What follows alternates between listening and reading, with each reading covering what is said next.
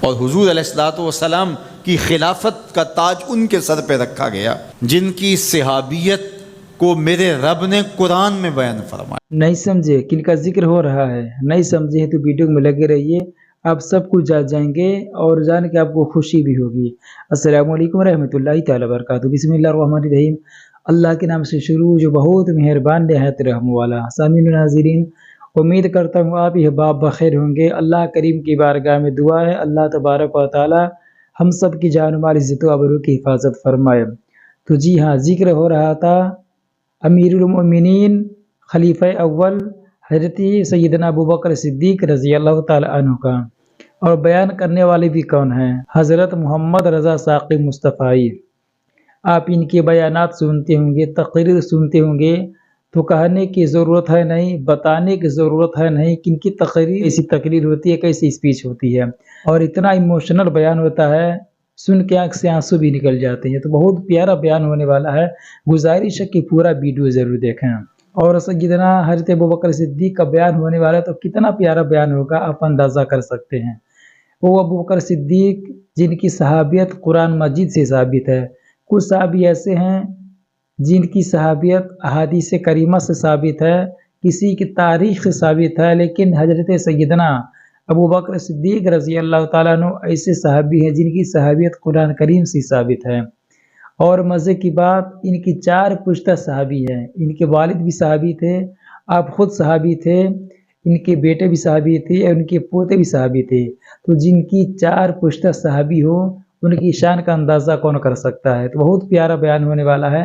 گزارش ہے ہمارے چینل پہ نئی ہے تو ویڈیو کو لائک کریں، چینل کو سبسکرائب کریں، بیل آئیکن کا گھنٹہ ضرور پریس کریں، اور اوریجنل ویڈیو کا لنک ڈسکرپشن میں ڈال دیا گیا، آپ وہاں سے بھی چیک آؤٹ کر سکتے ہیں۔ تو ویڈیو لمبی نہ ہو جائے، سب سے پہلے ویڈیو دیکھ لیتے، اس کے بعد آپ سے بات کرتے ہیں۔ حضور علیہ الصلوۃ والسلام کے وصال کے فوراً بعد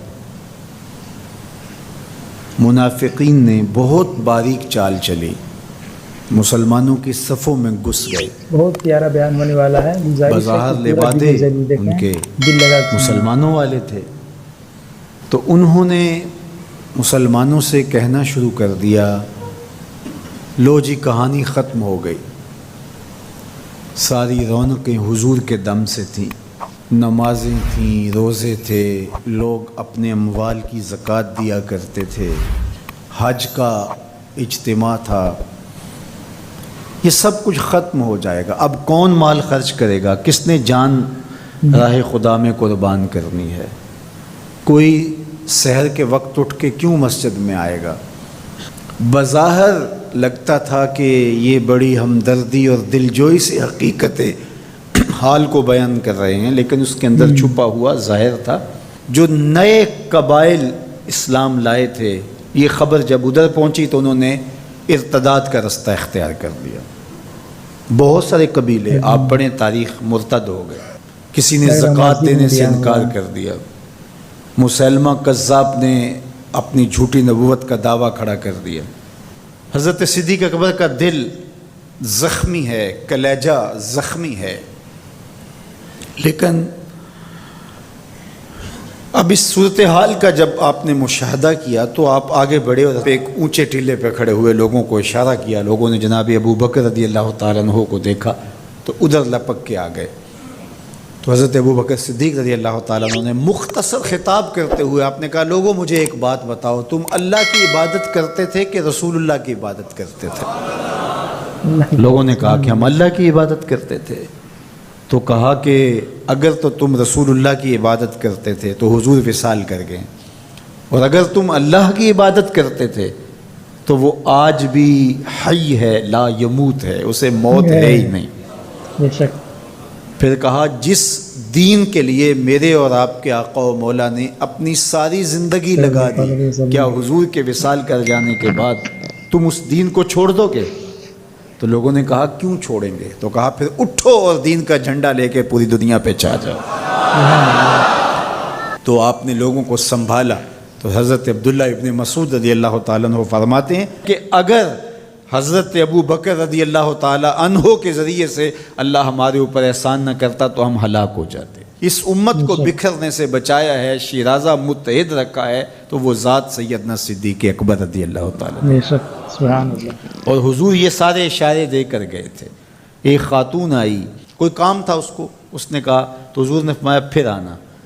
تو اس نے کہا کہ اگر میں پھر آؤں تو آپ نہ ہوں. اس کی مراد یہ تھی کہ آپ وصال کر گئے ہوں. تو آقا کریم علیہ السلام نے فرمایا اگر میں نہ ہوا ابو بکر تو ہوں گے، میں نہ ہوا تو ابو بکر کے پاس آ جانا. اللہ اکبر. حضور نے حضرت ابو بکر رضی اللہ تعالیٰ عنہ کو اپنی زندگی میں مصلی پہ کھڑا کیا. ترمذی کے لفظ ہیں، حضور نے ارشاد فرمایا لا ینبغی لقوم فیہم ابو بکر ان یؤمہم غیرہ. کسی قوم کے لیے مناسب ہی نہیں ہے کہ ابو بکر ان کے اندر رہتا ہو اور امامت کوئی اور کروائے. مروا ابا بکر فلیصلی بالناس. ابو بکر کو حکم دو کہ وہ لوگوں کو نماز پڑھائے.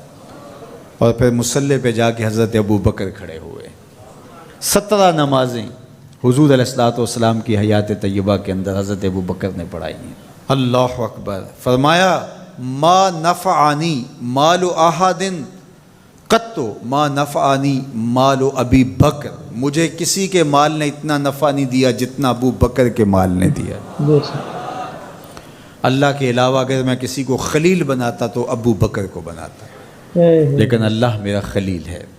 جنہیں سیدہ کہول اہل الجنہ کہا گیا، جنت کے بوڑھوں کے سردار بنائے گئے.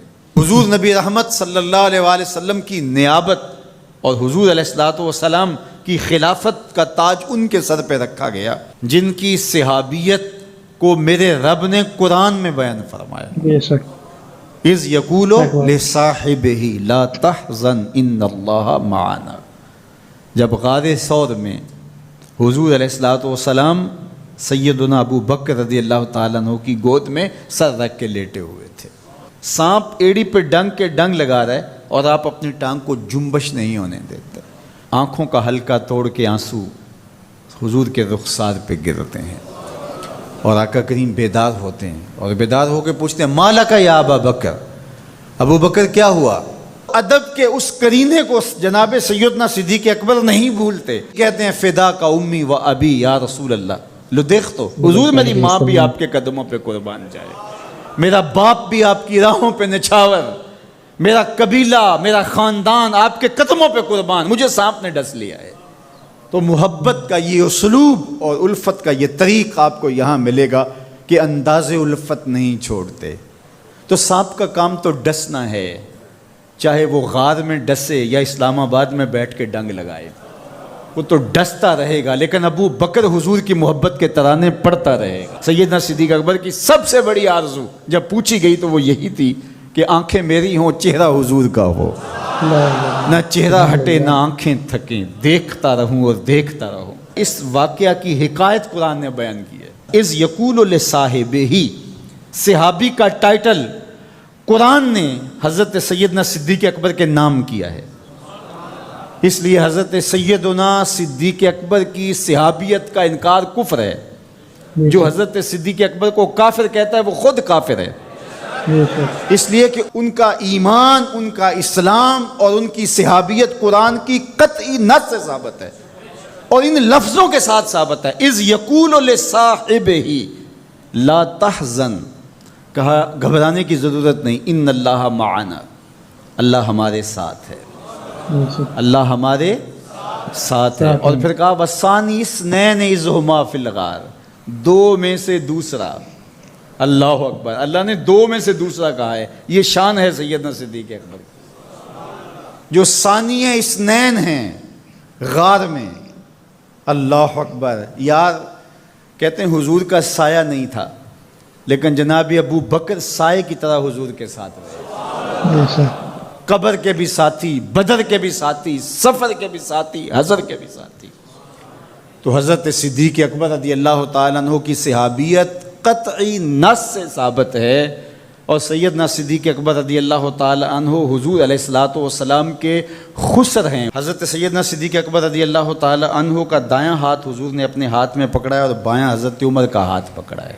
اور حضور ایسے مسجد نبی سے باہر نکل رہے ہیں اور کوئی شخص داخل ہوا تو فرمایا قیامت کے دن ہم ایسے ہی اٹھائے جائیں گے دائیں ہاتھ میں ابو بکر کا ہاتھ ہوگا، بائیں ہاتھ میں عمر کا ہاتھ ہوگا۔ اللہ اکبر۔ یہ ہیں حضرت ابو بکر رضی اللہ تعالیٰ، جو بدبخت سیدنا صدیق اکبر رضی اللہ تعالیٰ عنہ کے ایمان پہ شک بھی کرے وہ مومن نہیں رہتا۔ یہ وقت بھی آنا تھا ہمارے اوپر کہ پاکستان کے دارالحکومت میں کھڑے ہو کر کے سیدنا صدیق اکبر رضی اللہ تعالیٰ عنہ کے بارے میں ایسے نازیبہ کلمات کہے جانے تھے۔ استغفر اللہ، العیاذ باللہ۔ حضور علیہ الصلوۃ والسلام نے ارشاد فرمایا، اذا رأیتم الذین یسبون صحابی فقولوا لعنۃ اللہ علی شرکم۔ عبداللہ ابن عمر سے روایت ہے، حضور نے فرمایا اگر تم کچھ لوگوں کو دیکھو کہ میرے اصحاب کو گالی دیتے ہیں اور تم کہو تمہاری شر پہ اللہ کی لعنت ہو، یہ حضور نے حکم دیا کہ یہ اس کے جواب میں۔ اور ایک حدیث کے لفظ ہیں، حضور علیہ السلام نے ارشاد فرمایا، من سب اصحابی فعلیہ لعنت اللہ والملائکۃ والناس اجمعین۔ جو میرے اصحاب کو گالی دے اس پر اللہ کی بھی لعنت، فرشتوں کی بھی لعنت اور تمام مخلوقات کی بھی لعنت۔ تو یہ ملعون جو حضرت سیدنا صدیق اکبر اور دیگر اصحاب کو بھونکتے ہیں اور ان کے بارے میں نازیبہ کلمات کہتے ہیں، ان کی شر سے اس ملک کو پاک کرنا چاہیے۔ چنگاری جب بھڑکائی جاتی ہے تو پھر پورے شہر جل جاتے ہیں۔ 7-8 سال قبل کی کہانی ہمیں یاد ہے کہ کیا دردناک لمحات ہوتے تھے، روزانہ لاشیں اٹھانی پڑتی تھیں، وہ ایسے ہی ناعاقبت اندیش لوگوں کی وجہ سے ہوا۔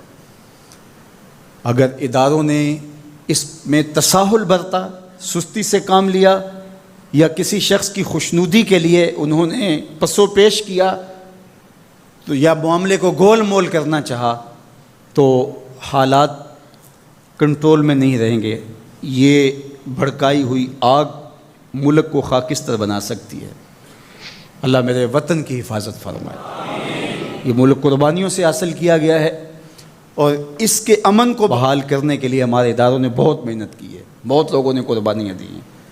تو ایسے ناہنجار لوگوں، ایسے بدبخت لوگوں کو فوراً قانون اپنی گرفت میں لے، اور ایسے بد زبانوں کو لگام دینی چاہیے کہ جو اصحاب رسول کو بھونکتے ہیں اور اتنے سخت جملے کہتے ہیں۔ معاذ اللہ سیدنا صدیق اکبر کو کافر کہا جائے گا، جو صدیق میرے نبی کے دل کا چین ہے، جو اسلام کی بہار ہے۔ عبداللہ ابن مسعود فرماتے ہیں ہم بچے ہی ابو بکر کی وجہ سے تھے ورنہ ہلاک ہو جاتے۔ جس ابو بکر رضی اللہ تعالیٰ عنہ کو حضور نے مصلی پہ کھڑا کیا، جس ابو بکر رضی اللہ تعالیٰ عنہ پہ اتنا اعتماد تھا کہ ہجرت والی رات ان کا انتخاب کیا، حضرت سیدنا عمر رضی اللہ تعالیٰ عنہ نے حضرت ابو بکر رضی اللہ تعالیٰ عنہ کا ذکر کیا اور رو پڑے اور کہا کہ ابو بکر میری زندگی کی ساری نیکیاں لے لے اور غار والی ایک نیکی مجھے دے دے۔ اور پھر کہا کرتے تھے کہ کاش کہ میں ابو بکر کے سینے کا بال ہوتا۔ ابن جوزی نے لکھا ہے کہ ہمارے بزرگ اور اسلاف جو تھے وہ ابو بکر و عمر رضی اللہ تعالی عنہما کی محبت اپنی اولاد کو یوں سکھایا کرتے تھے جیسے قرآن کی آیتیں سکھائی جاتی۔ ان کی محبت اولادوں کے سینوں میں راسخ کیا کرتے تھے۔ معمولی سی میل بھی سیدنا صدیق اکبر کے بارے میں برباد کر دیتی ہے۔ اللہ کے نبی کا ہر صحابی با کمال ہے لیکن ابو بکر ہے۔ جے شک ہووی تے چل مدینے، جے شک ہووی تے چل مدینے، آ ویخ لے جوڑ مزاراں دا، بن یار نبی دیاں یاراں دا۔ تو ان سے ہماری محبت کا رشتہ استوار ہے۔ تو جس شخص نے بھی یہ جملہ کہا ہم اس کی مذمت کرتے ہیں۔ مذمت تو لفظ بہت چھوٹا ہے، اس کو قرار واقع سزا دیجئے۔ وہ بدترین انسان ہے روئے زمین پہ، اور اس سے کوئی روح رعایت نہ رکھی جائے تاکہ آئندہ ایسے راستے بند ہو۔ اداروں کو اس پر فی الفور نوٹس لینا چاہیے قبل اس سے کہ حالات ہاتھ سے باہر نکل جائیں اور بے قابو ہو جائیں۔ اللہ ہم سب کو اپنی رحمتوں کے حصار میں رکھے۔ تو یہ تھے محمد رضا ساقی مصطفی جو حضرت ابو بکر صدیق رضی اللہ تعالیٰ عنہ کی سیرت بیان کر رہے تھے۔ واقعی آقا کریم صلی اللہ علیہ وسلم سے حضرت ابو بکر صدیق کی کیسی محبت تھی یہ بیان سے باہر ہے۔ آپ جانتے تھے کہ حضرت سیدنا ابو بکر صدیق ہمارے نبی کے ساتھ ہر وقت رہتے تھے، سفر میں، حجر میں، جلوت میں، خلوت میں، ہر وقت ساتھ رہا کرتے تھے۔ اور دیکھیں انتقال کے بعد بھی ہمارے نبی کے بغل میں لیٹے ہوئے ہیں، یہ محبت نہیں تو اور کیا ہے؟ اور ہمارے نبی کا فرمان ہے کہ کسی انبیاء یعنی کسی نبی کو ایسا ساتھی نہیں ملا جیسا مجھے ساتھی ابوبکر صدیق ملا ہے۔ تو اگر واقعہ پسند آیا ہو تو ویڈیو کو لائک ضرور کریں، اور پھر گزارش کرتا ہوں چینل کو سبسکرائب ضرور کریں۔ تو ملتے ہیں اس سے بہتر ویڈیو میں، تب تک کے لیے السلام علیکم و رحمۃ اللہ تعالیٰ۔